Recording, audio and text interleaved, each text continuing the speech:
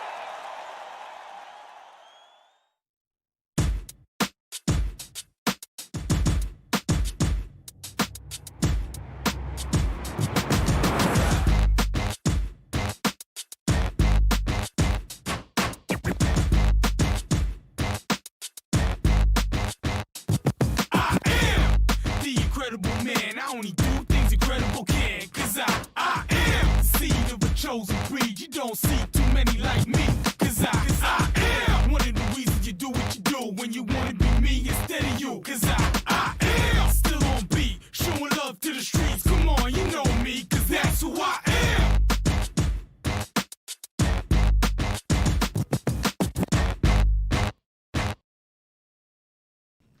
Good afternoon, everybody. Kevin Hastings along with Hunter Yancey.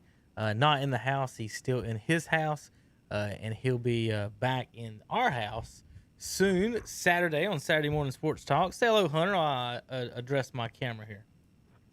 Hey, what's going on, everybody? I hope everybody has been safe and enjoying the rest of the summer right now, as it is peak summertime, even though it seems like storms just want to pop up every other day. Well, that's peak summertime, and it's doing that here in. I just want to enjoy the sun. I'm in Cherryville, or Cherryville. Cherryville depends where you're from. Depends on where you're from. The area. Yeah. And Hunter is up in your Catawba. Is that what you would call I'm in it? Catawba County, but I'm closer to the Lincoln County Denver line, so okay. That's kind of where I'm at. But if you're not from North Carolina, they have no idea what you just said. Yeah, but we're not storming here yet. But like you said, it's storming there. More than likely, it's going to move up this way. And I just want to be able to enjoy sunshine. I don't want to worry about afternoon showers. We got a lot of things to get into today.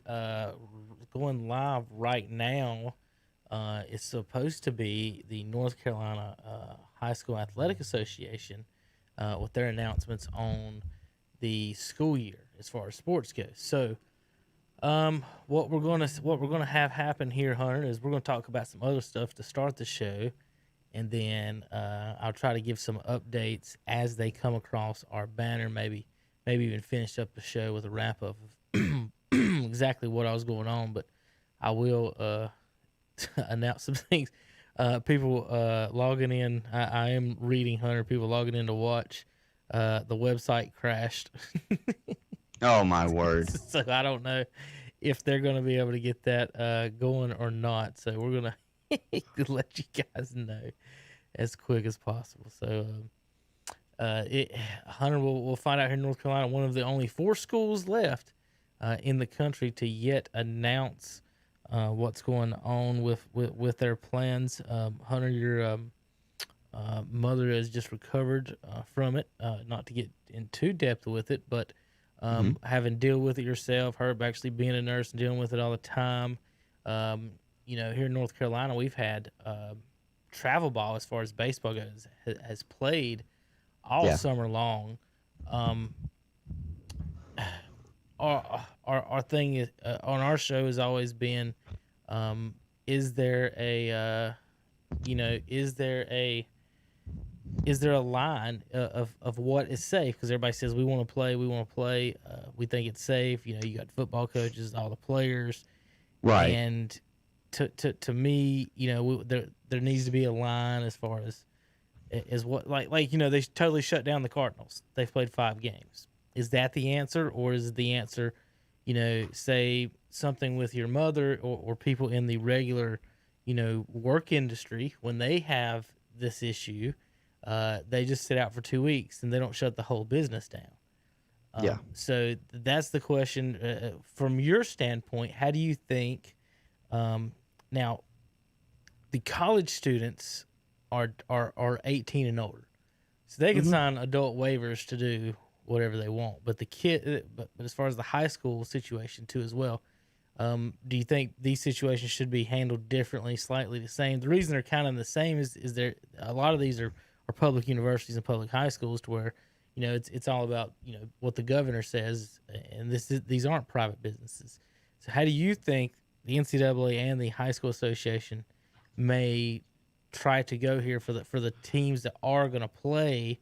As far as college, we're going to get to that in just a second to tell you exactly which ones are playing and which ones aren't. So from your personal perspective on everything that's happened in your family and what's going on, what do you think the safety protocols could, or should be? Well, I'll say this based off of, and this is just off of facts. This is statistics, and this is just what doctors have come out and said. So I'm taking this from what doctors said. I'll just start with, as for my mother, she's good. She's good. She had some headaches. She had a little bit of a stronger congestion. She took the medication that she knew as a nurse that she needed to take, and she knocked it out, and she's doing really good. She's doing really good. She's back to her old ways now, and she's just walking around and happy that she doesn't have to be self-quarantined now. She can kind of just walk around and talk with us now and hang out. As for what the schools should do, and again, I'm going to quote this from what medical have said, research has said, it's the younger kids, they don't really seem to be contracting it as often, and they don't really seem to be the ones that are affected by it negatively. It's essentially another strain of the flu. So kids can get the flu. We know that. So kids can get this virus too.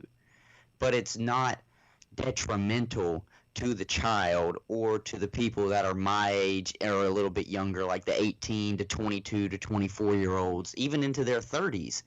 The ones that I've seen that they've had a higher risk of hospitalization and of it getting worse are usually people with pre-existing conditions. Maybe they are a little bit obese. They're the ones that have really been the one that have struggled with it. If they are overweight, some diabetics. I know that's probably going to be one that would really affect probably children as well, because some children have diabetes at young age and in the high school level. So that would be the one that cause for concern as well. If you've got asthma, that's always going to be a struggle as well. If you've got some sort of trouble breathing throughout your life, because it is, it comes to the point where you will have probably a little bit of mucus buildup on your lungs. So, but with that being said, the normal healthy average person does not really, they can get it, but they don't seem to have the full-on negative effects that would cause you to go on a ventilator. Do you think at some point, like I said, it's either nobody gets it and we shut everything down, or one person gets it and we shut everything down, or we treat it like we do mono or the flu or something else, where they do just to isolate from the team and from other people. And is that kind of what the college coaches are saying? They're trying to make the argument their environment's safer. Now, anything a college coach says in any position they take, I always take with a grain of salt, because they have multi-million-dollar contracts that rely on them coaching football. So them not coaching football is not an option for them. So we know where they're going to want to play and do what they do. But is that are we to the point that with what's happened with the Marlins and the Cardinals and these other folks, that it should be just an individual type thing where that person's out 2 weeks as opposed to shutting a team down? Yes, and I was going to speak on that. I was just going to say, what people need to realize is this is not going to ever 100% go away. There are multiple strains of flu that go around each and every year, and some of them are combated with the flu vaccine better than others. That happens. That's a fact. That's factual. That's not me just pulling something out of my, you know what. Like, that's the truth. There are multiple different strains of flu. And the coronavirus is just a little bit stronger strain of the flu. I've heard this from multiple physicians, and I've read multiple articles on it. That's exactly what it is. And so we have this mindset where we just don't want to get – it seems like they always want to say we don't want to get any more new cases. Well, that's impossible. Then you're just going to have everything shut down forever if you want that. They'll never – if that was the case, why didn't we do that with flu for years? You can't sustain that because you can't have everybody just stop, and you can't have the economy just stop. And the same thing, you can't just have kids not go to school and then eventually go on to graduate. You can't do that. So with the coronavirus right now, that if they have the mindset that we're going to keep going until there are no new cases, then we could be in here all the way until the middle of next year. If that was truly the case, if that was what they wanted to do. So what they need to do is get that mindset out of the way. Get that mindset out of the way and start telling people, if you are sick, we have to play this just like we have played any other sickness. If you are sick, stay home. We've been doing that for years with everything else. If you've got a cold, guess what they tell you to do? Hey, stay home. If you've got the flu, hey, maybe not come into work for a few days. Make sure that you get over it. If you've got the coronavirus, it's now up. Everybody's going home. Everybody goes home. Not just the person that is sick. For how many times do we see children, in elementary school, maybe middle school, they can't come in, and the parents are like, well, why weren't you here? It's like, well, I was sick. I didn't want to come in and get the other kids sick. Oh, that's being responsible. That was a responsible parent for not sending them to get other people sick. Why can't we just do that, the whole live responsibly thing? It's like, if you're sick, maybe don't go around other people and get them sick. I understand. There's the whole asymptomatic, where you just don't know if you're sick. You don't know if you even have the germs on you. So what am I supposed to do? Just act like I always have it? There's such a fine line to be ridden with it right now, because no matter whatever take someone takes on it, they want to spin it to be political. They always want to spin it to say, oh, well, you're just leaning right, or, oh, if you have this stance on it, you're leaning left. I'm like, no, I'm leaning science right now, okay? And I'm leaning what we've done for the past couple hundred years whenever there's just a sickness. Okay, H1N1 came around. We didn't shut down the whole damn place. What people don't understand is tuberculosis still goes around and is way more deadlier and a lot more contagious than COVID. And we don't shut down for tuberculosis. So it's like, let the kids go to school, let the athletes play, because what a lot of people don't realize too is one way for a healthy immune system is to be active. And you've got these athletes and you're telling them, well, no, you can't come out here and be active anymore. Technically, some people can't still go to the gym now in certain areas, so you're telling them you can't go and boost your immune system, so that's getting suppressed. I don't know, it's just weird, and like I said, no matter what stance someone's going to take on it, they're always going to spin it to be political. Yeah. But for me, you just got to let them go. We got to get back on the track of saying, okay, we understand how to manage it now. We're not in the dark like we were when it first came 5 or 6 months ago. We're not. We're smarter now. We know how to treat it. So let's get everybody back to it. Let's get everybody back in the flow of things. And if you're sick, stay home. I don't understand what's so difficult about that, especially for the colleges to understand that, and the athletic in North Carolina high school athletics and all of high schools in America. I don't understand, and same with businesses. Businesses still do that all the time. If you're sick, they tell you, hey, don't come in. Okay, you get a sick day. Now, if they ask you to come in, that's just selfish. But I'm just saying, if you are sick, people, we got to get back to the mindset of let the kids go to school, and if they're sick, just hold them out for however long they need to. Like they said, they're doing like half virtual and half not. So why couldn't a kid just get all their work online if they were sick and needed to stay home? Still waiting on details to come out from the Athletic Association. I am getting notes and coming across the board. Shelby coach Mike Wilbanks has tweeted out no football workouts until further notice. Hold on to emails. We'll get to that later. I'll let you know more about info once it becomes available. So he has just now tweeted no football workouts until further notice, Hunter. So maybe he's gotten an early copy of exactly what's coming through. I just got a text from someone. It says, I can't confirm. Before I say this, I cannot confirm or deny. No official or required sport practices or team tryouts before November 4th. Isn't that the day of the election? That's exactly the day of the election. So at least I think that's either the day of the election or the day after. So everybody's going to get better the day after, depending on who wins as president. Is that what we're saying? I mean, cannot confirm or deny. I think those are the days some colleges have went to it. Is November 4th. They keep pulling out that exact date. All seasons will be shorter with fewer games allowed, like 7 for football, 14 in most other sports. 7. And then we went from 12 to 7. So basketball maybe will start December 7th through February 19th. Men's soccer January 11th. So that's some preliminary. Here's the new calendar coming across now as we speak. I'll pull it up for our folks at home that can look. It's very little, so I don't know exactly how we'll be able to do. Let's see. So football, Hunter, has been moved to the spring. Officially. According to this date, yeah.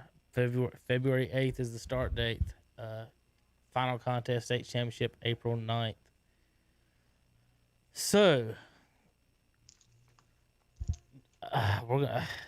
This from what I'm reading. I'm looking at the dates, folks. It's what it looks like to me. Let me pull it up for everybody. Open an image here. That's a great picture of Hugh Tucker in the corner. Let's see, Hunter, if I can get it up. Here we go. Make this big for everybody. Hunter, you got a feed there that you can see? I'm trying to watch our channel as it eventually comes up. That's what I was going to show you. Spring. What are they doing with everything else, though? Is that the only thing they've come out and said? It's football? No, look, if you're looking across our board, that's all the sports. I see now. I see. So, cross country, volleyball, swimming, and diving will commence November 4th. Swimming and diving November 23rd.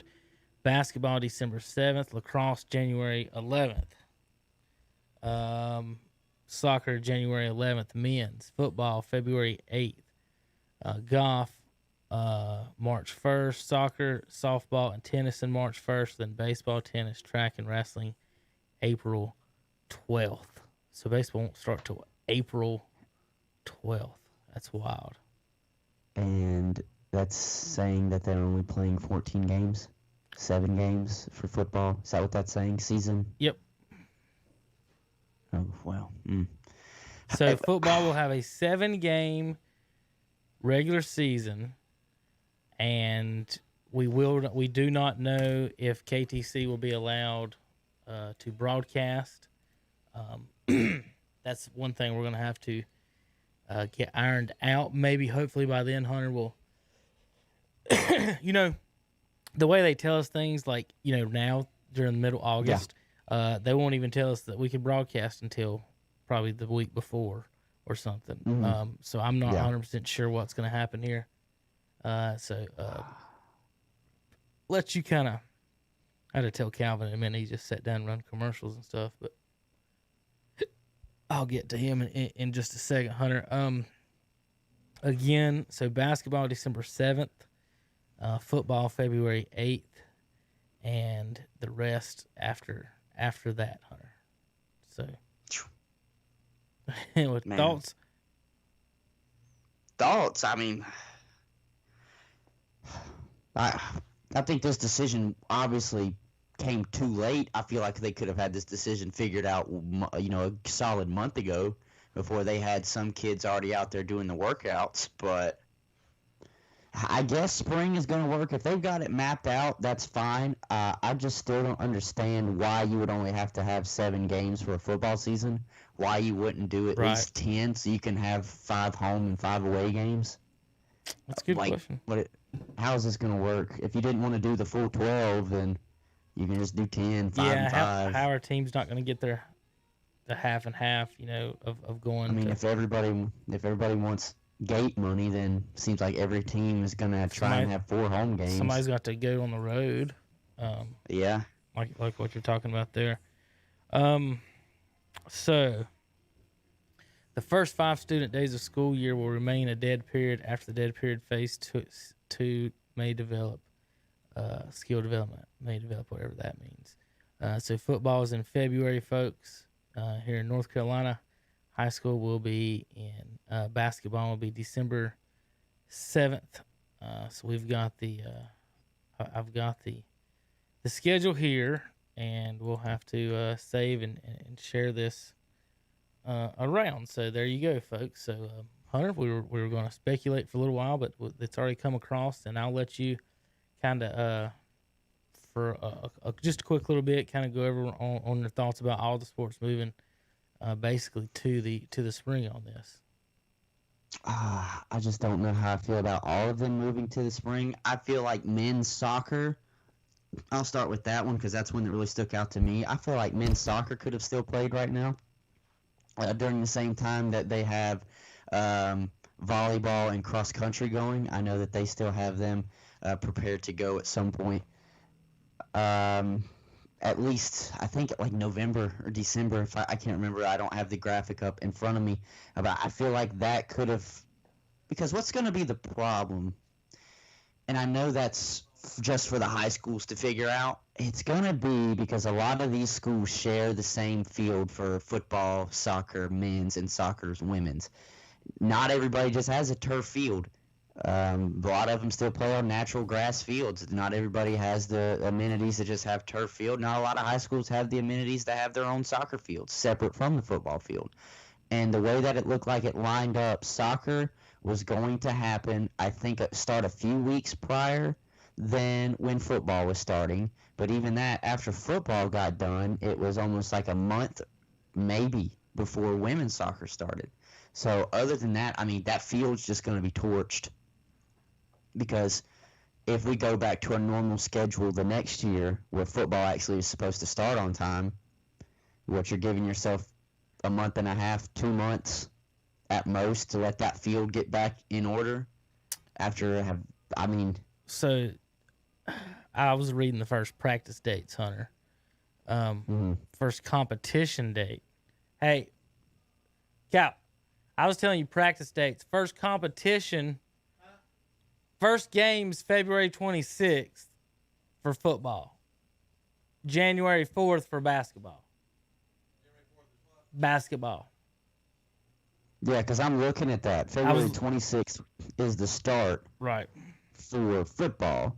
And January 25th is the start for men's soccer. But they're going to overlap because men's soccer will go until March 12th. And I'm talking just for schools that have to share that same field.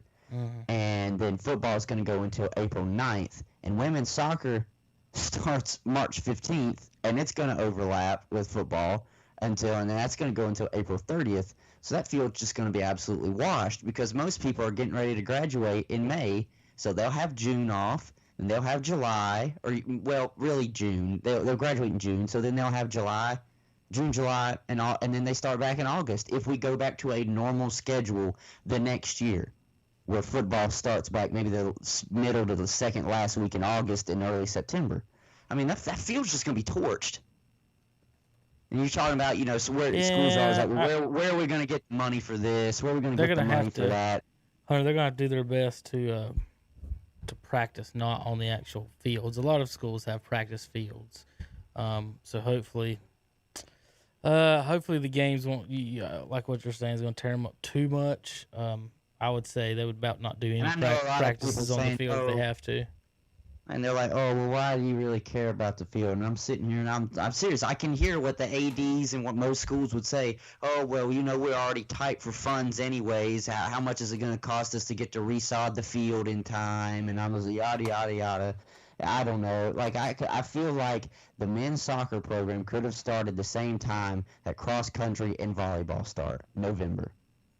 volleyball and soccer have always gone on at the same time. Same with cross country. That could have happened at the same time. Basketball will be fine, but I'm surprised. That's what really surprised me is that they're still going to have basketball playing in December. No, that's practice. Or even still January, winter. That surprises me. Seeing how everybody thinks that it'll spike again, the coronavirus, and they always say because it's flu season. Well, there you go. You're right. That is flu season. So people are going to get it. So what's going to happen when it starts up and one person gets it? Is that team's season over? I mean, because they don't just have reserves. It's just like 10 to 12 man rosters. Well, Hunter, what I'm reading also here, it says activity cheerleading. It's not listed as a sport, but it is listed as an activity on here, and it says May 1st for invitational. Does that mean, I know they do the competition. Do you think they're not going to allow cheerleaders at the games? That's a good question. That's actually a good question. I don't know, because they might not. Who are they going to cheer for if there's no fans? Well, yeah, cheerleader. You're leading a cheer.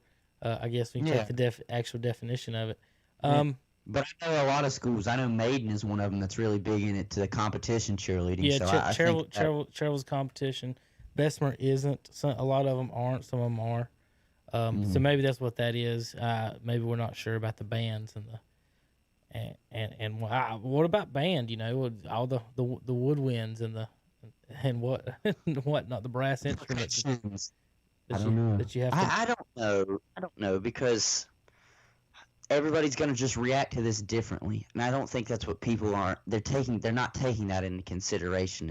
It's the same thing with every sickness. Everybody reacts to a sickness differently.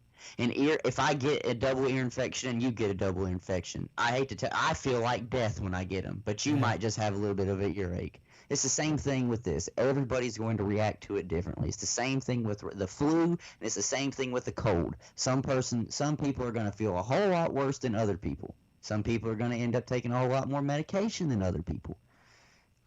We're not all just built the same, so we can't think like that. That's communism, okay? Where we can't do that, all right? So we have to just get back to. I'm serious. If they weren't just going to cancel it, I would have expected them just to play a normal season. If they wanted to cut it down to maybe 8 or 10 games, that's fine. But we would have just had everything on the same schedule. But now, I have no idea. And that's what I meant. And me and you have said this all the time for all the other professional and college sports. Like, well, so what's the line now? Is the North Carolina High School Athletic Association going to put that out? What the line is? If 2 or 3 players get it on your team, is your season over? Yeah, I mean, is it over? Because football, I mean, the only rosters on there that have a ton of players are soccer.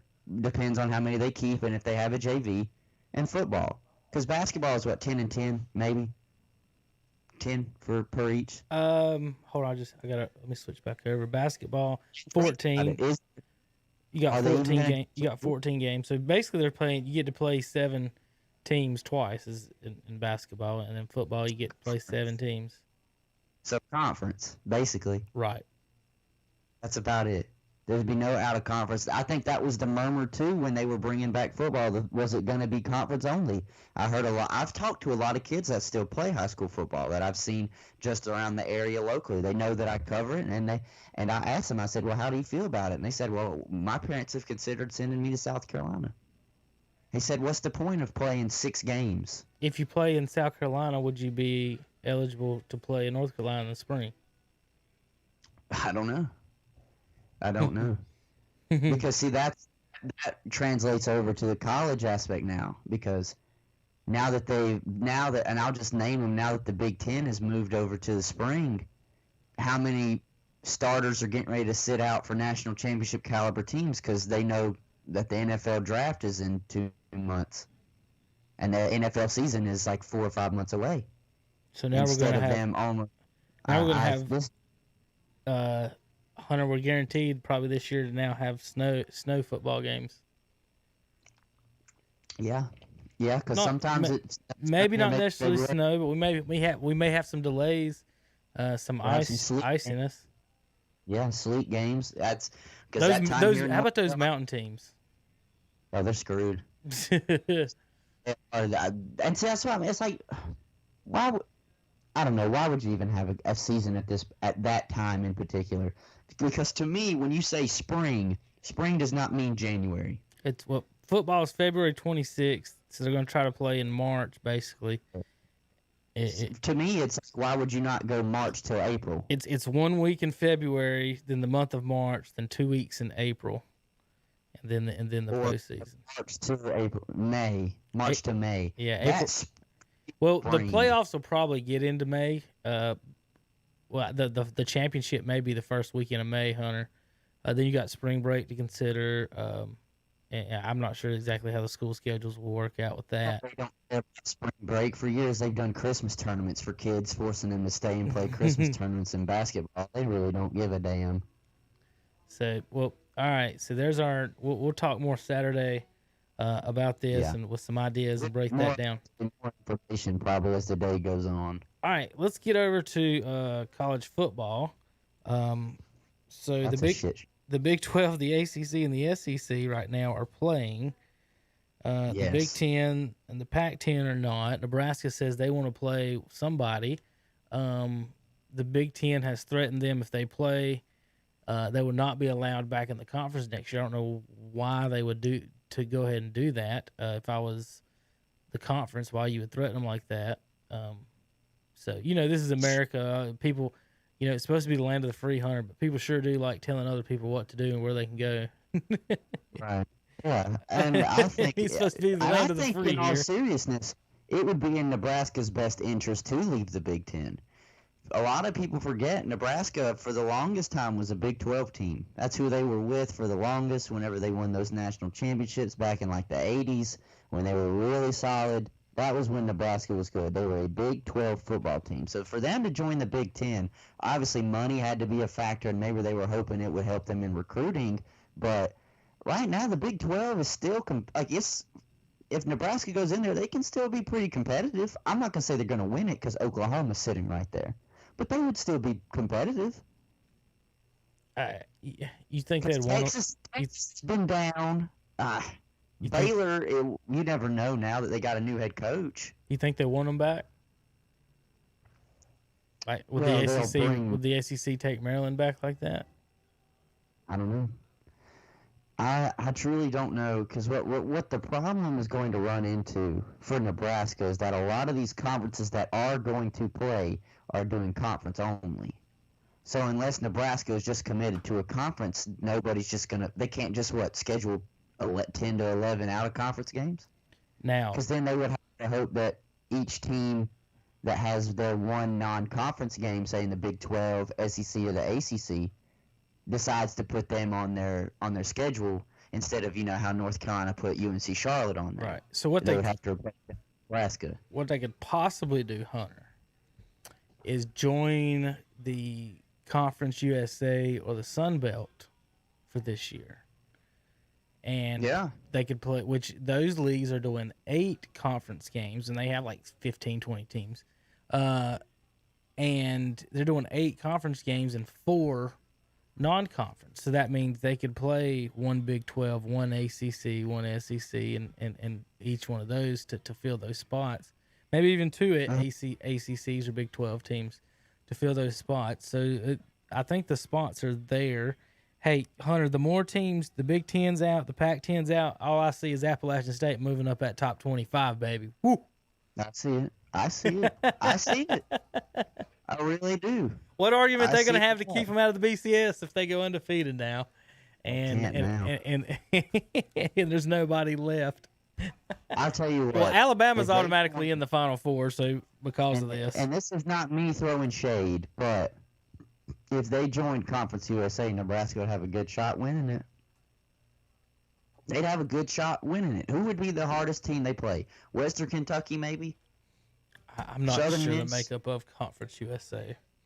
The Charlotte 49ers, Florida Atlantic, Florida International. Well, Louisiana Tech. You could stop at Charlotte 49ers. So Marshall might be tough, but I don't know. You can't make fun of them, Hunter. Your Tar Heels decided they didn't want to play Appalachian this year, and instead they signed UNCC as their their team, and then Wake Forest backed out of playing Appalachian Here's the and signed thing, too. Old Dominion, another part of that league, who I think Charlotte beat. Yeah, because Old Dominion went 0-8. Wake Forest backed out of Appalachian to pick up the 0-8 Old Dominion, and then Old Dominion canceled all their sports. Here's what's going to be tough, too. There are 6 teams that are still independent. Army, BYU, Liberty, New Mexico, UConn, and UMass. Now, what are they going to do? Because since a lot of these teams are being forced to do conference only, if they want to try and build out a schedule, our team's going to have to force their hand, like how they forced Notre Dame to have to play a conference schedule with all ACC. Like, is that what they're going to have to do? Because my buddy, he's here visiting from Utah right now because he's from the area, and I just hung out with him yesterday. And I asked him, I was like, seriously, what is BYU going to do athletically? Because the Mountain West has already said they're not playing, so you can't just join them. The Pac-12 has said they're not playing, and the Big Ten is postponing it until spring. So if you want to play, it's like you have to join the Big 12. But then you have to conform to what they want to do. Well, if you're the Big 12, I don't know. That's a great question. You talk about BYU, Liberty, Army, New Mexico, and UMass still. Somebody, if they want to play, Nebraska's available. So yeah, Nebraska is. There's your one team you could play. You could play Nebraska. I dare you. I double dog dare you to just play a season. Forget what the Big Ten wants, because as soon as you get kicked out, there'll be a ton of other teams that follow. Not from the Big Ten, but everywhere else, and you'll make a new conference. Sorry, sitting there yawning. My biggest thing on all this is, if we're going to play because it's safe, let's open up everything and play because it's safe to play now. If they're playing for machismo and if they're playing for just because they want to play and because it's fun, like I said, when these college coaches say things like that, it makes me question the motives really quick and wonder aloud what their motives are. Like I've said in the past few weeks, if their motives are really there, I personally think they should tell the walk-ons that they can't play then. Who was the other team out of the Big Ten that said they wanted to play? Because remember, they said the vote was like, 10-2? Was it Iowa? I think it was Iowa. It was Iowa. Yeah, I'm pretty sure it was Iowa. Iowa can play just a game between each other, Nebraska and Iowa. Because what I'm looking at as well is they'll run into a problem if they want to join Conference USA or the Sun Belt. And the only problem that it is they're the ones that have to travel the most. Because those teams are all regional. They're all Southeast teams. They're all in the same area. Well, there's 4 teams in Texas, Hunter, for Nebraska in the Conference USA. UTEP, UTSA, North Texas, and Rice. In the Sun Belt, let's go over there real quick. Out west is Arkansas. Hey, your Red Wolves, Arkansas State, are out west. Texas State. Troy. Is it Troy? No, that's in Alabama. So there's some options there. Some options. But yeah, let's say this, Hunter. Let's say they go, we got 2 conferences already not playing. How are they going to do national champion? Will they do a playoff system still, or do we go back to the old system and just vote? I don't know. This is going to cause a big conundrum if you got half the teams playing in the spring and half the teams playing in the... And I agree with them. That's probably the only team out of the Big Ten that could have competed for a national championship.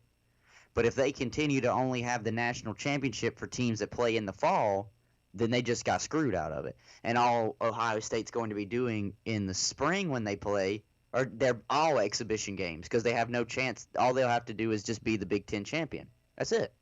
That's what their bragging rights will be this year. Not national champions. They'll just be the Big Ten champions.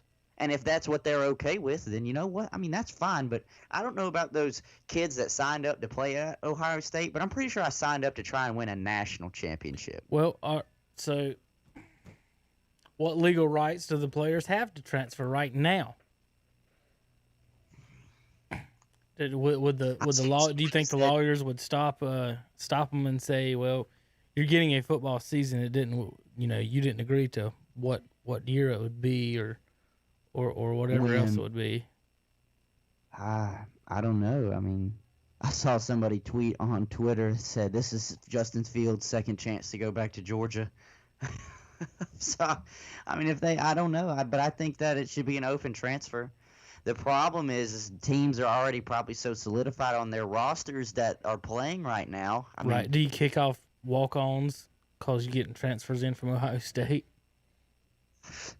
There's a lot of talk right now what's best for the kids and all that, Hunter. I'm just saying, depending on the situation, there's a lot of smoke too, a lot of BS being fired off, and what's best for the kids, what's best for the teams.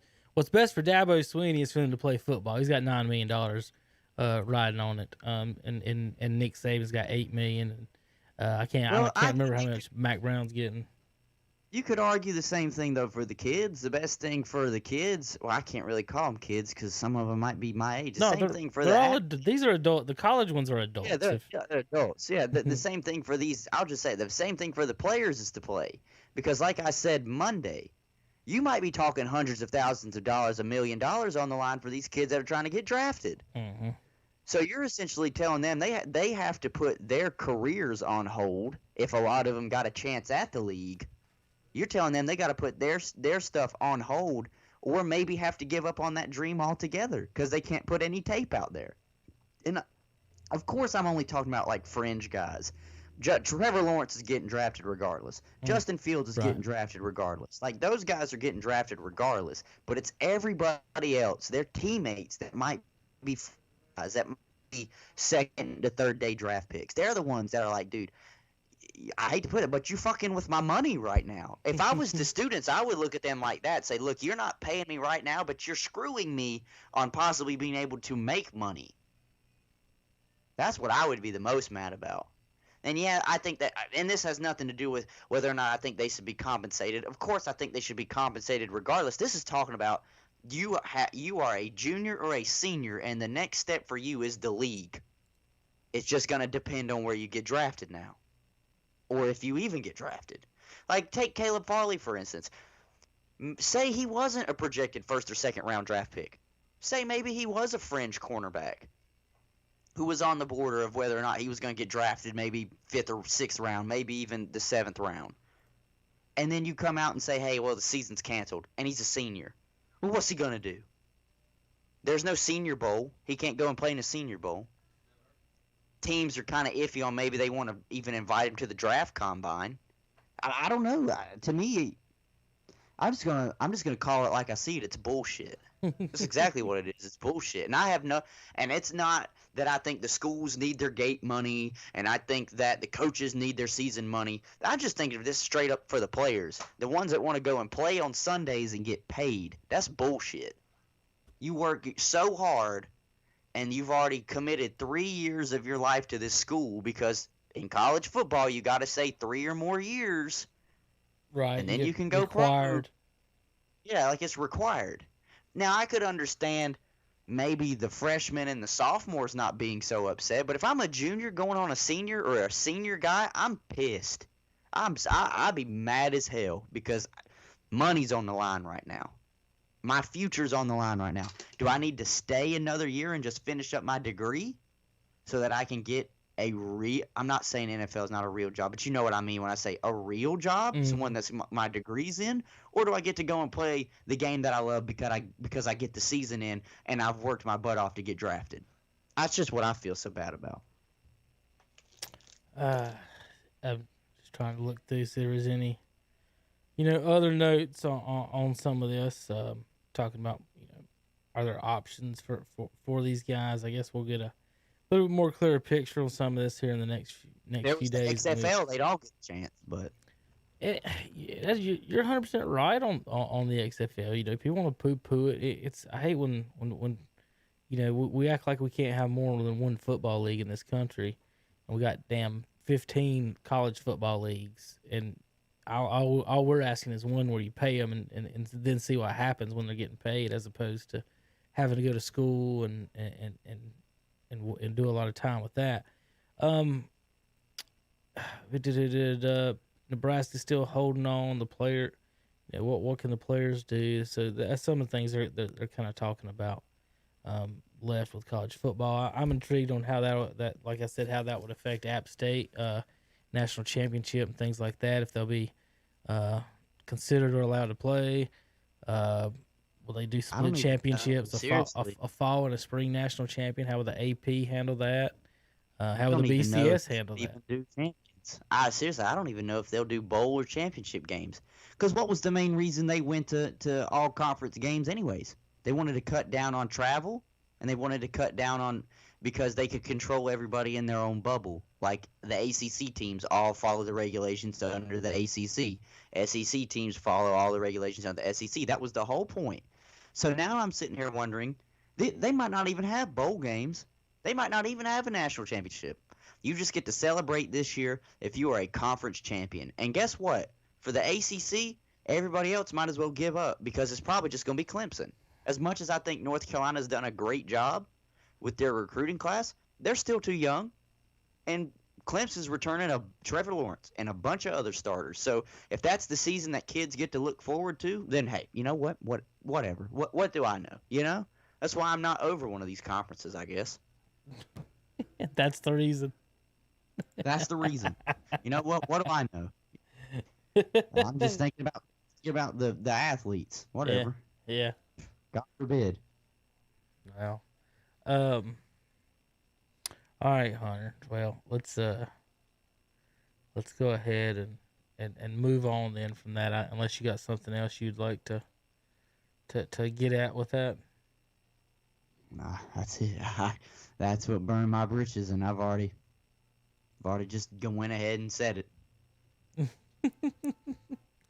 I'm trying to find. I got one more person I was trying to look at, and I don't know what this is, and trying to get to this one of these football players thing. Nobody tells me what this stuff is, so I have to look it up. Waste my time. I don't know what GHS is, what high school that is, but anyway, talking about some of the players going on. All right, Hunter, let's go ahead and real quick go over to baseball real quick, and then we'll do some NBA previews before the season ends tonight. I mean tomorrow night. Ooh, that's right. Season ends tomorrow night. When is the actual playoff? Do you know the date? I mean, I'm not sure when the actual playoff starts. I think there's still going to be a play-in game between the 8 and the 9 seed. So I don't know necessarily when that is. I thought that was just a you play whatever the record is. I think that's still the case because as of right now in the bubble, Phoenix is 7-0. I mean, they're knocking on the door, and that one game ahead of them is Portland. So we'll just have to see what plays out tonight and tomorrow. That's exactly what it is. I keep getting new rules that I didn't know from you and Tom on these stuff, and I'm not too thrilled about it. Either I'm not paying attention enough, or I don't know. I'm not lying, Kevin. I'm telling you the truth. No, you're not. Like Tom thought he was too. I'm like, no. I just want the details. Game. There is a huge possibility of an NBA playing game. Shit. Like so the Wizards get to play even though they're behind the Bobcats? No. This is only for the only team. The only conference that's going to be able to do that is the Western Conference. Why? Now I have seen this. NBA and NBA Players Association announced the COVID-19 test results August 12th, so that is obviously today. 342 players tested since the tests were last announced on August 5th. 0 have returned positive. Imagine that. Essentially, there's another little paragraph that says this, but it says the 2020 NBA playoffs will begin August 17th. So, Monday will be the start of the playoffs. Now, what I have been told, and I'm trying to double check and make sure that it is correct, the play-in game, the way it's going to work, because it's between the 8 and the 9 seed in the West, the 9 seed has to beat the 8 seed twice. So, but there is no play-in the East. Why? They're not close enough in games. Shit. So that's I Christ, Hunter. I thought if you got the 8 seed, you was in. Now, dang it. So now you've got to play a series to get the 8 seed. Listen, now they will have a whole nother thing today probably that I have to read as well because it's all scenario based on who's going to even play in this game. It's all scenario based. Like yesterday, the scenario, there was a lot on the line between these teams because it's basically a 3-way tie right now between Memphis, Portland, and the Suns. And they all depended on one person to lose and the other person to win, or for them to win and the other two teams to lose, to see what was even going to happen. It's crazy. Seriously, it's crazy. Just what has to happen for this play-in game to work. Now, if you look at the standings, technically, there should be no play-in game because Portland is in fact 1 game ahead of Memphis and Phoenix. There shouldn't be. They have one more win. Well, okay, half a game. But see, that's where the problem's going to lie. They're not going to be able to be a full game ahead unless both those teams just lose their next 2 games. Why didn't they just set the Jeez.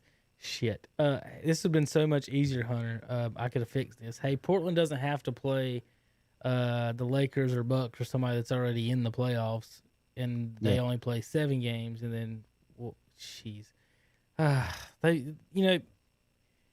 When you have the opportunity to change something, I like it a lot of times to make things better. But sometimes they just really shit the bed, the decision makers on like how do you? I swear we used to say about this one organization that all their leaders would get in the room, Hunter. Yeah. Give their best idea. And to make everybody feel good, they chose the worst one. And that's how they operate. We're talking about the Hornets. No, I'm just saying no. Oh, you're just saying okay. I'm just saying that there is an organization or a committee or just something to where we just believe that whenever they just get in a room, everybody gives their ideas and they vote. Yeah. And whoever gets the least votes, that's the one they go with. I don't know. Because how do you come up with? We should not only should we play 8 preseason games, we should have a play-in tournament for the 8th seed just in case they don't. And then if that's the case, nobody in the East gets to do it because the Hornets are just too many games out. Yeah. So like that's right. Memphis is Morant was right, Hunter, when he said this isn't unfair to them. Is that even if they play and win the 8th seed, then they still got to play for it again. Right. No, you're right. That's exactly what he said. He said this is set up against us. And when it first started, and that's the truth because really they were the only team that had that was really had the opportunity to lose their spot. Yeah. Everybody else had already been invited or already was solidified, and they were the only team that was at risk of losing their spot. And that's just what happened. And it's crazy because nobody thought that Portland was going to be able to even make a run in there. They were what? 2 or 3 games back at one point. Same with Phoenix. I never would have thought Phoenix had an opportunity of making the playoffs. No, I didn't either. Now they're tied because of this 8-game series. These 8 games, they've gone 7-0 so far. If they win one more, and you just went by straight rankings from what you did in these past 8 games, Phoenix would be first because they're the only team that's been undefeated. So, I don't know. It's weird. It's weird. I said it from the beginning. I thought it was weird, and my ploy was that they were trying to get Zion Williamson in. Little did they know that the Pelicans just weren't going to give a shit anyways when they showed up. So, they get the next best thing, which is going to be Damian Lillard and the Portland Trailblazers probably making it. That's who I'm leaning towards. And that's who I would much rather see play against the Lakers in the first round. I know that's who the Lakers don't want to play in the first round. But I would much rather see Portland make it because they're battle-tested, and Damian Lillard is a stud. So I'd much rather see them and actually put up a fight against the Lakers than a young Grizzlies team with Ja Morant who are probably going to get bounced in 4 or 5 games. I feel like the Portland could take them at least 6, and maybe win. You know, I know you like you some Damian Lillard, but Oh, he went off last night, man. I tried. He had 61. I know. I try to tell you though. The point guards leading your team in scoring is a killer. God, I wish I had the artwork that Marcellus Wiley had for Dame last night. Do what? Nurkic played bad last night though. He fouled out and only had 6 points. Well, what I was getting at is that your best player, so-called best player, had 61 points and you only won by 3. Yeah. Andy's your point guard. To Had me, 51 the other night. To me, those aren't good signs. Remember, this is kind of the preseason. How hard was Dallas playing? Just got some worries about them. I like their talent, Hunter. You just once you get in the playoffs and if you start losing, it's like Mike Tyson says. Everybody, everybody's pretty good or a good fighter or whatever until you get hit in the mouth the first time, and then things change. So what will happen when Portland loses a game there in the playoffs? Or they might not even make it. Like I said, they got to play and they got to beat Memphis twice, and Memphis has just got to beat them once in 2 games. So another weird. That was just a weird setup altogether, Hunter. I was trying to find Portland's last few years in the playoffs, and just to kind of give you an idea about exactly what I mean that they've been doing, which hasn't been too great. So the NBA also has announced that there will be an all-seeding games team and a player of the seeding games, honoring the best games. 30th. The awards will be announced Saturday prior to Game 1 of the Western Conference Play-In Series. So it has been confirmed there will be a Play-In Series, in fact, for the 8-9 spot, for the 8 seed between the 8 and 9 spot in the Western Conference. Panel of sports writers and broadcasters have been on site at the Walt Disney World Resort. They will vote on the award winners. There will be a 5-player first team and a 5-player second team. No breakdowns by position. And the top candidates for the best player in the bubble are looking like Devin Booker, Luka Doncic, Damian Lillard, James Harden, Giannis Antetokounmpo, and T.J. Warren from Indiana. So looks like they're going to have awards as well. Voted on. Well, good for everybody. So I guess, yeah. And especially for those that are going to get sent home. Who knows, you might get voted to one of the all-bubble teams. That's what they should have called it, the all-bubble team. Shit. Stop it. Not the all-seeding games team, the all-bubble team. Well, that would have been so funny. Speaking of the bubble and non-bubble teams, how about do the teams like the Hornets and Wizards and other teams, not necessarily the Wizards since y'all got to play in the playoffs, but as far as the lottery goes, Hunter, should the teams not making the playoffs all have the same lottery odds this year, or should they still do the percentages? I don't think they should do percentages for them. For the teams that didn't make the bubble, I think they should just go worst to best. If that's the case, that's me. Though. I mean, if this is the year you're talking about you're talking about straight up worst to best. I was talking about. Should everybody get the same number of? Should everybody get the same number of ping pong balls? Is what I was going to say. That's what I would prefer. I mean, I was talking maybe just everybody else get ping pong balls that made the bubble, but the teams that didn't get to make it, I mean, y'all just sucked enough that they decided to leave y'all out. So y'all just worst to best. Y'all get to pick. That too gets the ping pong balls every year, Hunter. Is the worst teams. The worst teams always get the ping pong balls. That's what they're for. Well, yeah, they always put the teams that made the bubble or the playoffs in reverse order of record. You think they need to flip it? That's not what I was asking, but I hear you. I get you. You need to flip it, because think about it. Golden State was shit all year. You should have the number 1 overall pick. And I know people are going to think I'm crazy because what they'll do with that is they'll be a package deal and just trade it for a superstar. So what? If that's what they want to do with it, then do it. If you got a team out there that's willing to move off of a superstar for them, do it. I don't care. Draft picks are there's no guarantee that a draft pick's even going to play out in the NBA. NFL, you've got a whole larger percentage of that draft pick playing out than you do in the NBA. So I don't know. What would the Hornets be picking if you did it my way and you just did least the best? They probably be exactly where we think they would be. Probably middle of the pack. where they get every year, 10th. Like 10th no or matter 11th. what. Well, Exactly. So they would do the ping pong balls. We'd still get 10th. 1, 2, 3, 6, 9th. that's what I'm saying. So whether you did it my way or the ping pong ball way, the only difference with the ping pong balls is the ones that might be picking 1 through 3. That's it. That'll only be the only difference. Everybody else, congratulations. You're probably picking where you think you're going to pick. All right, so go ahead and have the NBA prospects ready. So Minnesota and Cleveland both have 19 wins.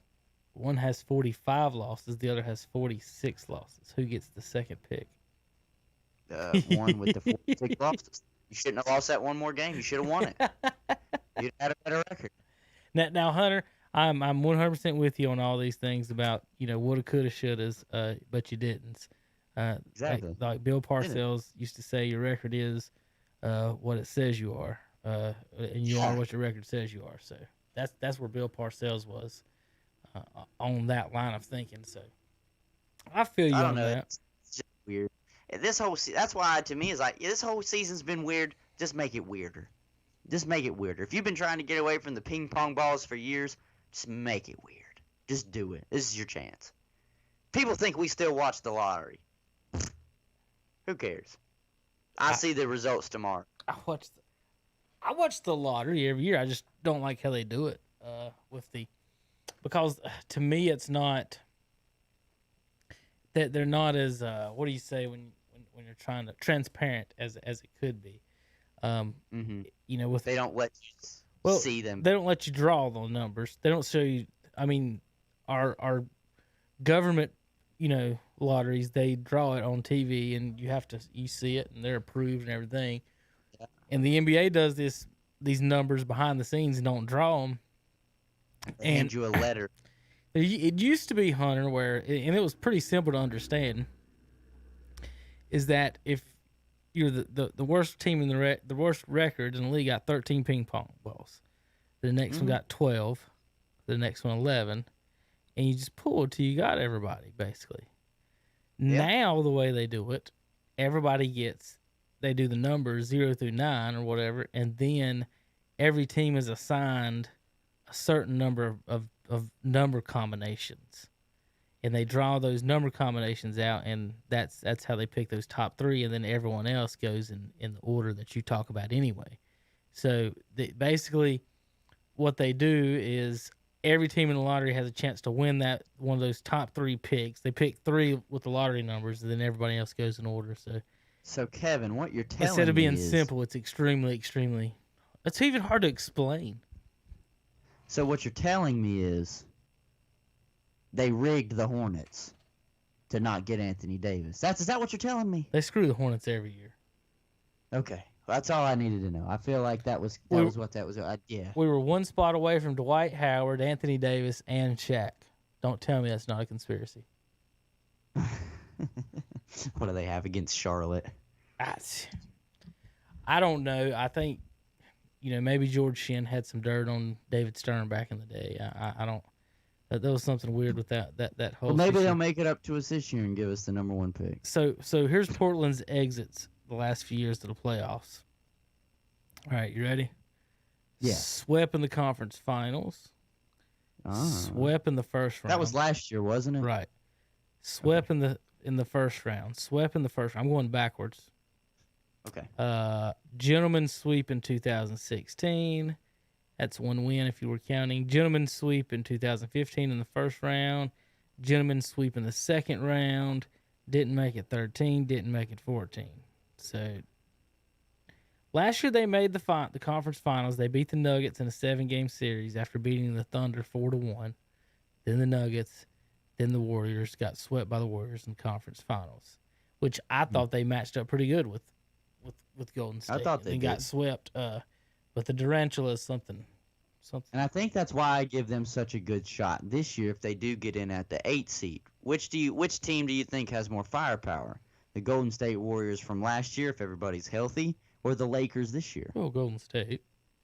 And you thought that they still matched up really good with them last year. Now we do some addition here. I thought they They've matched got up better. Carmelo I thought they matched up better than a sweep. I'll say that.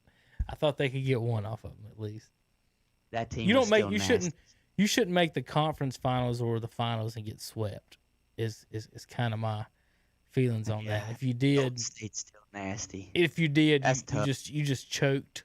In a way. Listen, Hunter, I saw the freaking Supersonics go down 3-0 to the Bulls to a 72-win Bulls. Now, if you're not beat by then, Yeah. and you don't quit, and I saw that team not quit, and that team keep winning. They won 2 straight and scared the living bejesus out of Chicago.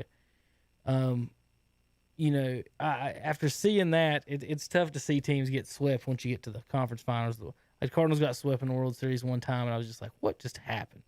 Like what's the point of even getting here? Even Why'd last you year show after they up? beat the Braves, I don't know if they got swept or got a gentleman's sweep last year. They got swept last year by the Nats. Like you're just like, what? What's the Well, point? that's how I felt with the Braves getting 11 hung on them in the first 3 innings. I was like, why'd you show up? Why'd you show up? That's Yeah. exactly how I felt about it. But that's what I mean though. Is like that Golden State team. I know injuries is what cost them, but they probably would have won the championship again, and that they were just special because of all the talent that was on that team. So if you look at them compared to the Lakers, if Portland pulls the Lakers this year, that team last year was obviously more talented than this Lakers team is this year. So I would give Damian Lillard and the Portland Trailblazers a huge percentage to possibly upset the 1 seed. Because the Lakers have not looked good in this bubble. They haven't, man. They got blown out the other day by the No, I think the Lakers barely won and beat the Nuggets. But the problem was the Nuggets had all their starters on minutes restriction, and they struggled with them. So to me, it's I think the Trailblazers can knock them out. Now, will they make the conference championship? I don't know. I don't know. But if they do, I don't think they got the firepower to beat the Clippers. Yeah. Because their 2 best scorers were McCollum and Damian. You can just put Paul George and Kawhi on them. Or you can put Patrick Beverly on one of their hips just to make them mad. To me, that defense is a whole lot better than what the Lakers put out there. So I give them an opportunity, but they have to make it. Because they're gonna have a play-in game regardless. All right, I think Portland has solidified that they're in the play-in game. I just don't know who they play. All right, here's the biggest flaw for every team according to your favorite network. You. Don't worry, I'm looking at it too. Milwaukee, Giannis's shot. Toronto shot creation. Boston, it says the MVP. I guess that means Giannis is their biggest problem. Yeah. Miami is Jimmy's buckets. Talking about his jumpers. So now we're complaining about that. Pacers, it says shot diet. They are just 29th in the NBA making threes per game, and they rank last in free throws made and free throws rated. No. So neither one of those are good stats. No, that's awful. Philadelphia says the fit. I don't even want to read all that. I'm just saying without Simmons, I don't think they have a chance. And Brooklyn Nets are going to make it. And who plays for them? I don't know. It says out west for the Lakers. Cheese. Yeah, for the Lakers, it says all the bricks. And what they mean is by their shooting, Hunter. Without some of their shooters on the court, they've not been doing well. I heard or saw a comment. I don't know. I didn't say I even heard it. Let me say I saw a comment about what LeBron made about one of his teammates. And Hunter, we've already started it. The blame game. What is it? The blame game. What was it? I don't think I saw what he said. It's passive aggressive, is what it is. Mm. So LeBron says something to the nature that for them to win the championship, Kuzma needs to play well.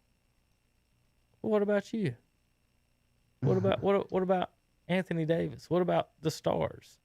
We're always worried about what the third or fourth guy does on LeBron's teams.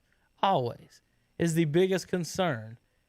Always. It is so just draining to hear the star player say something like that. Well, we need this guy to play good if we want to win the championship. He didn't say like, we need Kuzma all the time. We need him out there. It's just to win the championship, this guy better play good.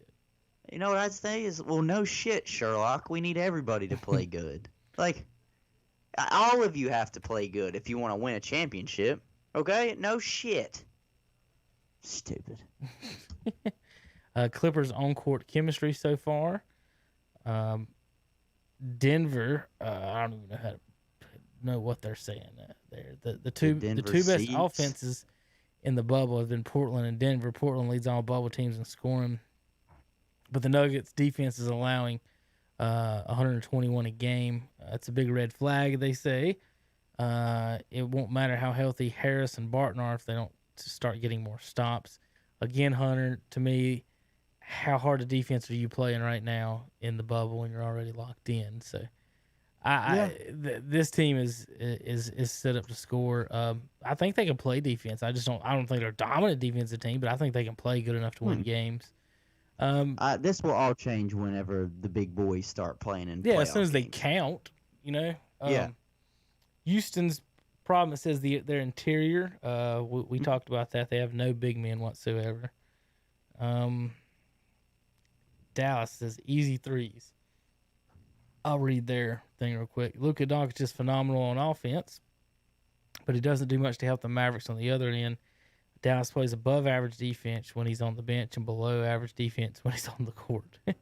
Above when he's on the bench. The Mavericks' opponents are thriving on the perimeter, making 40% of their threes. Doncic plays a role there. The league average for contest rate is 86%. It's just amazing. Like they basically, the way they do the NBA now, they just say, well, nobody's gonna play defense. So we've been saying that for years, though. So they're not even going to try. And longer the days of the Detroit Pistons and the San Antonio Spurs locking teams down.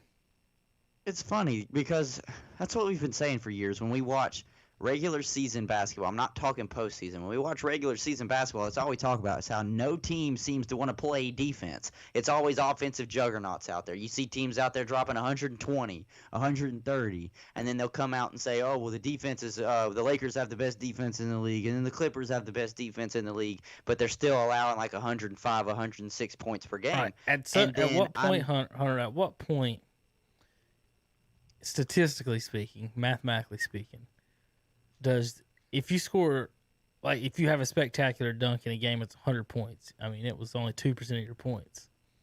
You have a spectacular dunk in a game that's 130. We're getting to the point where, every layup, every jumper, some of it is almost meaningless to the point where, well, damn, we got 130 points to go. If I miss this jumper, who cares? I'm firing it away. Yeah, think about it. What is it? 82 game season? Mm-hmm. You want these guys to play hard for 82 games? Sometimes they got back-to-backs. They got to travel all the time. I mean, what do you want out of these guys? Hey, like you said, it's a bubble. These are exhibition games for some of these guys. You really think they were going to play hard on defense? Look what happened to Ben Simmons. Ain't none of them trying – if they're a star, ain't none of them trying to get hurt right now because of what's on the line coming up this coming week. My biggest thing on the NBA's hustle, and not just NBA, just, but all sports in general, but it's easier to see in the NBA – When Jordan was playing in the way the salaries were, for example, he was making $30 million and everybody else was making $1 or $2. Yeah. And it's now turned into where your bench players are making $10 million, and how are you?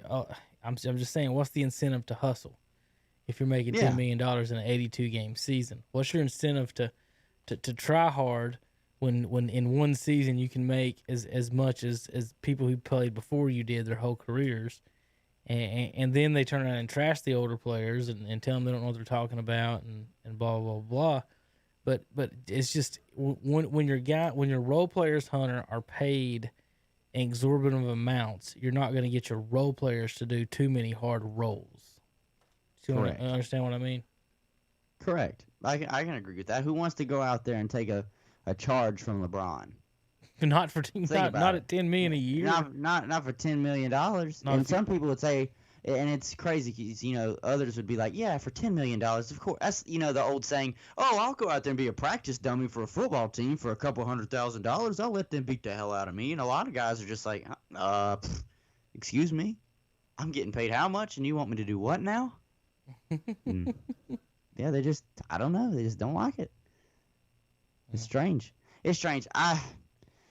But that statement, the defense, and who else did they say had a problem on defense? It was they said Denver as well. Please. Yeah, Denver's not guarding anybody right Please, now. I want you to think about that. Right now, everybody is probably trying to get their offensive game back in the flow of things after not being, playing at game speed for 4 or 5 months. And they're not really focused on defense, okay? That's exactly what's going to happen. And look at this, Utah Jazz. What they said for them, some help for Mitchell. I said this as soon as I saw Utah play. And this is what the guy wrote. As soon as Bojan Bogdanovic was done for the year, Utah's offense became a giant question. I've said that every time I've watched Denver or watched Utah. They can't score. They can't score without him. I think Utah right now is at the 4 seed. Whoever plays them is probably going to upset them. Seriously. I think that's going to happen. They just don't look good at all. Upsets Utah. Okay. Actually, no, Utah might have dropped because of this, because they played so bad. What are the standings? We need to know. Utah is, and Houston should be the 4 and 5. Yeah. No, Utah dropped. Utah is the 6th seed. They're a half game now. So it's Denver and Utah right now, Houston and Oklahoma City. There's your Chris Paul. Yeah. And Westbrook match up in the first round. I don't think Utah gets out of the first round. Oh no, they're playing Denver. Get them out of there. Sweet. I know they're not. Sweet, Hunter.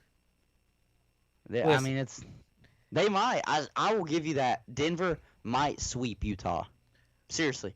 Listen, Robert Horry has twice as many rings as LeBron James. Mm-hmm. So when I tell you that Bo is the secret, I'm not saying he's going to be out there scoring 25 a game. But he's the mismatch. He's the secret. He's the one player in the corner. He's going to hit the shot when it matters. It's going to come. It's going to happen. This time will come. Denver, if they host Utah, they're the top 3 in the West are my favorites. I like Dallas and Portland. I don't have anything for Houston, Oklahoma, or Utah. I think Houston could make a run at the Lakers because I don't think the Lakers want to guard them at all. But to me, Hunter, if Lakers get Portland in the first round and squeak by, Houston in the second round, and they have to chase those guys around for a little while, even if they do make it to the third round, now how much juice and energy does LeBron have to be guarded by either Kawhi and Paul George or the Nuggets running out all their people at him? I don't know. I don't know. And one reason Can why they I'm score not with so the Nuggets? sold on one reason I'm not so sold on the Lakers either is because, Charles Barkley said it, and I usually take what Charles says to heart because, he just spits it to you straight. Charles said the X factor for if the Lakers are going to win this is Anthony Davis. But to me, Anthony Davis can just be so inconsistent. You don't know which Anthony Davis you're going to get every night. Right. Are you going to get the Anthony Davis that shows out knowing he's a top 5 player in the league? Or are you going to get the Anthony Davis that couldn't even shoulder the weight of New Orleans all the years he was there and only made it out of the first round one time? I don't know. I don't know if the lights are just going to be a little bit too bright for him right now when the playoffs start. Because, see, that's one thing that LeBron has really been – I think he's happy that he's been able to do this year too, is he doesn't quite have to shoulder everything. He can kind of let AD do what he does too. And especially – and I've said it before, LeBron's not getting any younger. We all want to think that he's Superman because he never gets hurt. Got hurt last year, and he just keeps getting older each and every year. He's got gray in his beard, okay? He's getting old. So, eventually him carrying teams is going to stop, and I think that started this year. So if Anthony Davis is the true X factor for the Lakers, then I don't have a ton of confidence in him. I don't, because of what he has proven to me in the past when he was the guy in New Orleans. You know what I'm saying? Yeah. You're just the guy with a different team. You couldn't make it work there. Are you going to make it work here in LA? I don't know. I don't know. I'm intrigued though. I am ready for them to get started. I'm ready to see who can really win these. What is the first series? What is the first round? 5 games or 7 games? I think are they all 7? Shit. Every time I have an answer, y'all tell me I'm wrong. I would hope 7, but you could. I think they are all I could 7. be wrong about that too. I'm not. I don't want to speculate. But when I look at the East, I mean 5, 6, 7, and 8 to me are just non-existent. 1 through 4 are the only ones that have a possibility of maybe coming out of the East. All right, Hunter, let's swing over to some baseball to finish up here. The real quick, couple of other notes. Golf and tennis was moved to the spring because of the early fall-winter sunsets, and they were worried about them getting the games in. So there you go. If you're wondering about why wasn't golf still played in the fall, even though it's weird because the middle school golfers play in the fall, and there's no, I don't see an issue with that. So whatever. Anyway, you only play 9 in high school. You don't ever play 18, as far as I remember. I think we played 18 in the regionals. Once you get to a certain point, you do. But a lot of those tournaments are only 9-hole tournaments because of the time constraints. All right, Major League Baseball. They decided to steal our idea for Monday, Hunter, and Saturday. Yeah. I'm going to say my idea or our idea or whatever. Either way, every time we talk about something on this show and has an idea and we say something, we end up with something coming across the internet later. So we talked about I asked you guys, what do you think of possibilities of being a playoff bubble as opposed to just, once the baseball starts, and you guys seem to think that was a decent idea. And then baseball says they're thinking about that as well yesterday. So what do you think about that, Hunter? Are they going with the right track with that? I think that I think they would be, let me put it this way, they would be irresponsible not to look at that. Because if the problem is you can't keep the players together, and that's what you think is causing the coronavirus outbreaks between some of these teams, is you can't really police them when they leave the facilities, then you got to have a bubble. The NHL is doing it, and the NBA is doing it. The players didn't want to do it for a full season, which I can understand. That would be pretty tough to be down there for even just for 3 or 4 months. That would be really tough. So the season, that's fine. But if you only have to be down there maybe for a month and a half for playoff baseball, you can do it. You can do it. To me, I think the best place to do it would be Florida, ESPN Worldwide of Sports, because you can have multiple games in the same day. They've got 5 different fields, it seems like, out there. Are they wanting to? Well, that would be the question. In an actuality, Hunter, I've been to some of these spring training facilities. I've played on them. Some of them are their own little complexes with like 4 fields on it already. Mm-hmm. And then some of them play on high school fields. Some of them have their own complexes. They're just everyone's a little bit different. So the question would be, do they want to play it somewhere like Disney, to where all the teams are together, or even put half the teams in one location, like the American League in one and National League in the other location, maybe even 2 locations, one in Arizona, one in Florida, or even 2 in Florida, just to keep them separate enough. However they want. I don't know. Just we got so many weird and dumb ideas that we might come up with something that they'll use in a couple of days. So I'm just kind of putting some of that out there for you. What do you think? I think it would be better for them just to have them all in one central location, like Florida. If they think the facilities are better in Arizona, hell, send them to Arizona. I don't care. That's fine. I think the players will enjoy it, though, because the New York team gets to still kind of play in semi-decent weather. It won't start getting, 40 to 30 degrees at night sometimes in late October, early November. So I'm fine with it. I'm fine with them going to a centralized location. And like I said, I think it would be irresponsible for them not to even consider it. For them just to think, okay, we'll have – and think about this. You can technically have a faster playoffs that way because you don't have to give a day or two in between for travel. They're already there.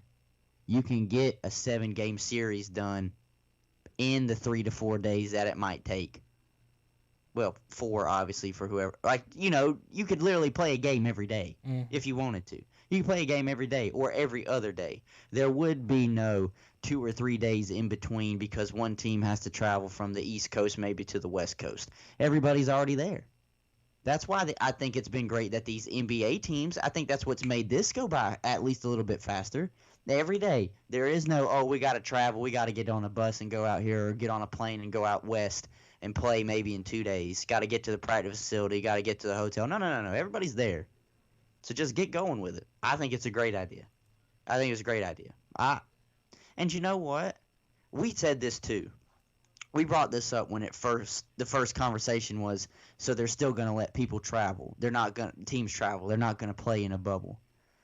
Because we brought up, what if the World Series was every year in a different city? Right. This is the opportunity maybe to even test that theory. So I know this would be Orlando, but maybe next year, if it goes good in Orlando in a centralized location, hell, maybe next year we hold it in Dallas.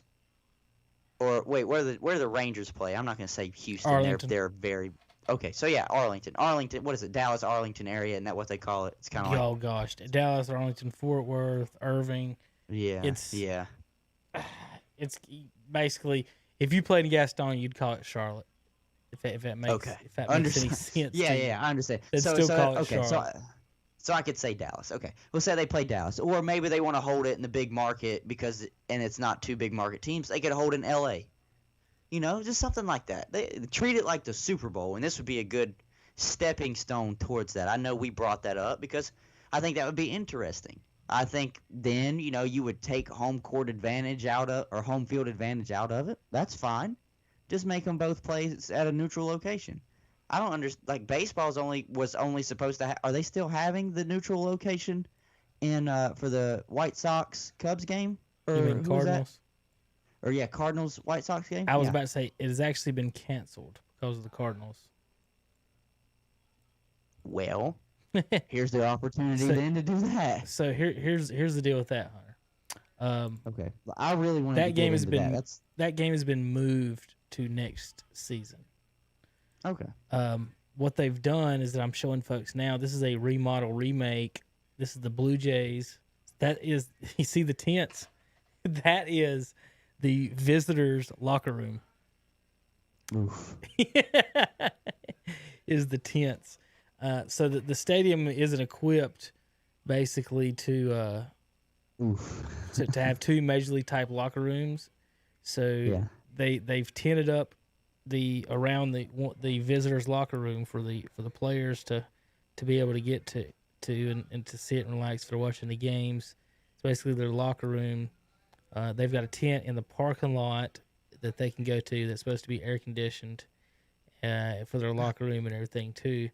You see the field lights, Hunter, that you brought that up. Those are portable field lights. They needed extra lights, and those were brought in from the Field of Dreams game. Since they weren't going to use them, Major League Baseball lent them out to the Blue Jays to use at this AAA stadium. Now, they had to do some reworking, too, on the field and stuff, but it was close to ready, but they had to do some upgrades, of course, and they've come in and Blue Jayed everything it up. So they're in Buffalo right now. So hopefully won't get kicked off for this video. This is from the Blue Jays Twitter account, sharing all their upgrades and changes that they've made to the stadiums, and the guys were commenting on it. Tonight is supposed to be their home opener, so that's why I was kind of I want to talk a little bit about that. There's your coach's meeting place. Look at that. Look, they've already moved stuff in there that says Blue Jays on it. Well, see, this was already this was their AAA team, so some stuff was already that way. But because I was about to say, Kevin, are they just getting ready to move out of Toronto? no, this is their AAA affiliate. All right, so right there, what you're seeing, I think this is going to be the visitors clubhouse area and tent, where they'll be. Yeah, there's the visiting facilities. There's their giant tent that they'll be able to stay in. I mean, we call it a tent. It's a tent, but if you've ever been into one of these big nice tents, they've got these at like the PGA Tour facilities. And I mean, look, Hunter, look at the top of this building when it comes to. It's got big old air conditioning and ducts going through the top. So this is the most sophisticated tent you've ever been in. So you can see right there. It looks like one of the tents, in the story that Michael Jordan told, or they told about Michael Jordan. He had his own basketball.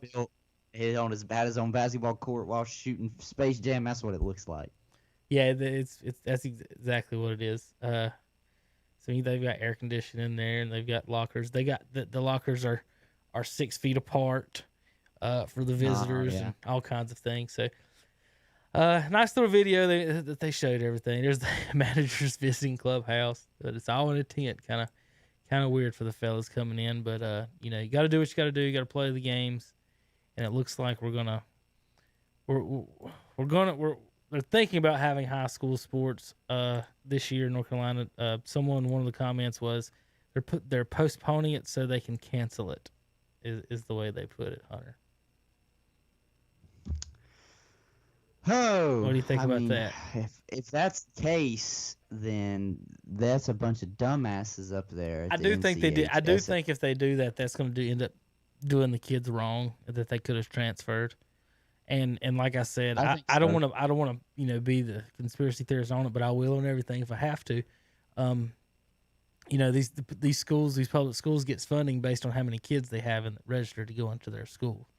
So if you have a mass exodus from these schools, they'll lose funding. So are they worried about funding for their schools? These administrators, Hunter, they get paid a lot of money. So just wondering about some of that, and hope that's not the case. And I hope we do get sports going in January. In that situation. All right, Hunter, in the standings real quick. Major League Baseball. Oh, yeah. Cardinals still have only played 5 games. Whopped. Braves just got whopped. What's the deal going on here? Are you guys ever going to pick back up baseball operations in St. Louis? No. I don't get it. It's kind of concerning at this point. It's kind of concerning at this point how the Pittsburgh Pirates have one more win than you, and they're still behind you. They played 16 games. They played 16 games. Hunter, I'm gonna read this out loud and see if close your eyes. I'm gonna watch you. Close your eyes. My eyes are closed. The Pittsburgh Pirates have one more win than the St. Louis Cardinals, yet are 4.5 games back of the Cardinals. No, that made no sense. The Pirates have one more win than the Cardinals, but they're 4.5. Makes no sense. They're 4.5 games back. And think about it. The Cardinals, the Chicago Cubs have got 9 more wins than the Cardinals, and the Cardinals are 4.5 games back. It makes no sense. But, I wish they would just come out and say something about, the St. Louis ordeal, and obviously Miami is still trying to catch up, but at least St. Louis in general. And I know you don't want to hear this, but I would much rather them just come out and say, look, St. Louis is just done for the season than them do what they're doing right now, where they don't know when they're going to come back. Because then it comes down to, how Tom and I think Terry were the ones that pointed out on one of the Saturdays is, well, how is St. Louis going to make up 13 games right now? Relative around 13, 14 games right now. How are they going to do it? Double headers, baby. Like, in this amount of time. We'll play triple headers. Triple headers? Playing 5-inning triple headers? I'm not seeing any news and no's. It's just this everything. Seriously, because at this point, they've gotten really quiet about it. It was a big hullabaloo for about a week and then a week and a half. And now they're really quiet about what's happening in St. Louis, and they keep quiet because they still ain't playing no games. Well, they had played 5 games. They're supposed to play a doubleheader with Detroit, and that got postponed. So now they're supposed to play Friday at the White Sox, Hunter. So we'll see if that's their next scheduled game. It's Friday the White Sox. We will see if it happens. But I don't understand why all the Cardinals games got canceled as opposed to. I mean, the Marlins had what, 19 people, 20-something people? Yeah, and they played. Like, look, they've at least played 11 games. Hey, if the strategy is to get Yadier in the lineup, kudos to the Cardinals for delaying, as long as they're not going to cancel. I want to talk about a shit show of a conference, American League West. Good God. It's Oakland just running away with it. Every other team's got 7 wins. Well, Rangers are in the playoffs.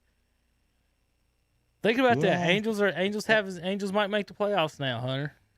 If you're allow the second place, team to make it, no matter what. Yeah, I mean Detroit's sitting in second, 9-6, while Cleveland is 10-8, right behind them. Just silly. Baseball with 3-7.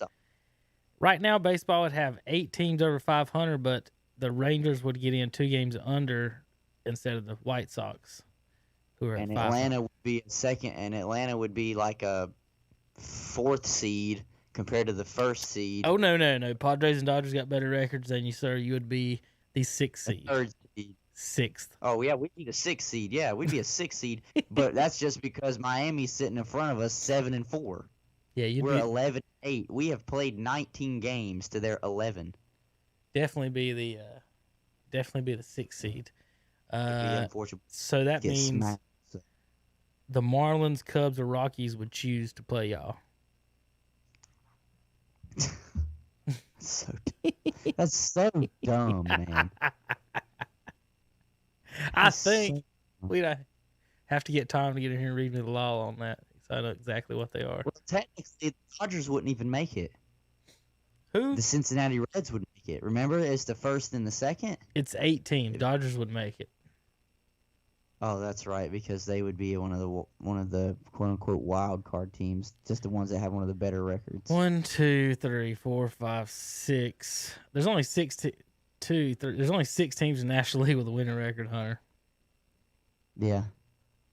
Cardinals are 1 game from being 500, so I mean, you don't know what they're going to do. I mean, they might win 5 straight and end up 8-3. They could lose 5 straight. Everybody else.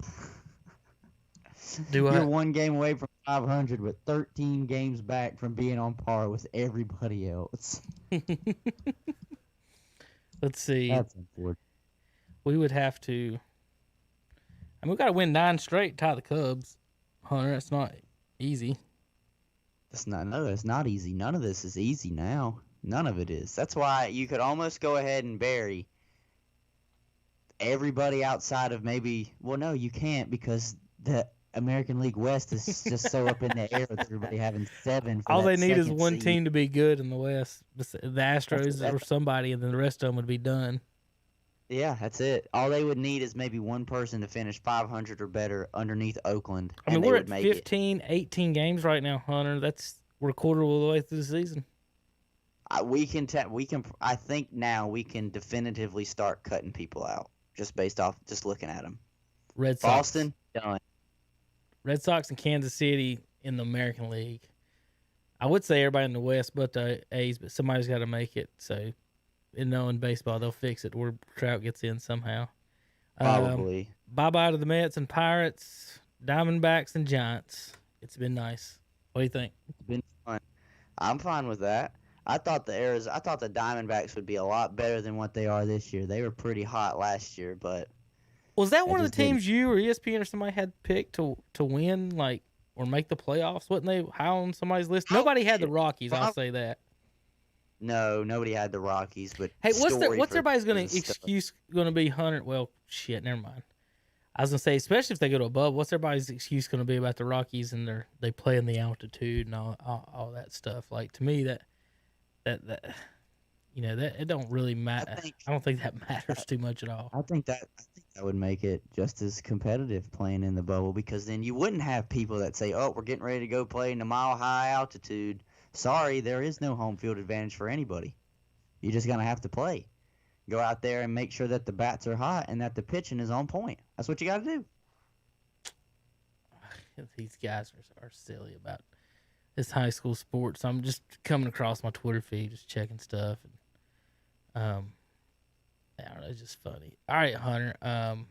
Any other news and notes on your stuff today? No, none for me. None for me. I will say this. I'm glad they actually finally gave an answer, even though for the high school athletics, I feel like it was maybe a month or two too late for them to make this kind of decision. But if they do end up canceling it, it will be the biggest crock of shit that I think I've ever seen the NCAAF do. So there's my 2 cents on high school athletics and for the state of North Carolina. And college-wise, hey, man, let's just get ready for ACC, SEC football. Big 12, let's do it.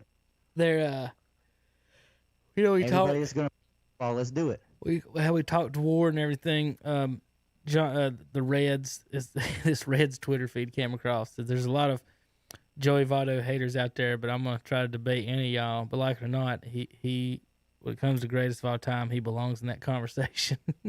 Oh, my God. So you're there you go in your Votto. That's what I'm telling you, that stuff will. I mean, his numbers, when you look at those numbers, and that's what I'm saying. Like, people will say the same, that you got to look at those numbers about Trump. I mean, Trump. I'm sitting there going through stuff about Trout. You look at those numbers, and then you'd say, well, "What about Votto?" And then they're like, "Oh, but that don't count. It's not the same. That don't count. Not the same. Not the same." War. It's not war. Hunter, I don't know. I hope you can read this. I don't know if you can. I can't get it on my screen. Let's see if you can read. All I see is something Chiefs. Hail to the Chiefs. Oh, my God. How do you like that new saying in Kansas City, Hunter? Huh? Champions right now. So champions. HTTC. They're champions right now, so they can really do whatever they want. So they're just going to steal y'all's cheer now, huh? Stupid. They might. They just might. And your hashtag. But hey, be able to do that until some organization comes after their name next. So enjoy it while you can. All right, buddy. Well, we'll plan to see you Saturday. And to all our fans, thanks for watching on KTC and listening on our podcast. Hunter Yancey, we'll have Tom Sinafani and Terry Reinhardt on Saturday, and Hunter in the house for some Mitchum's Kitchen breakfast. Thank you, buddy. No problem. All right, we'll see you next time on KTC Broadcasting.com.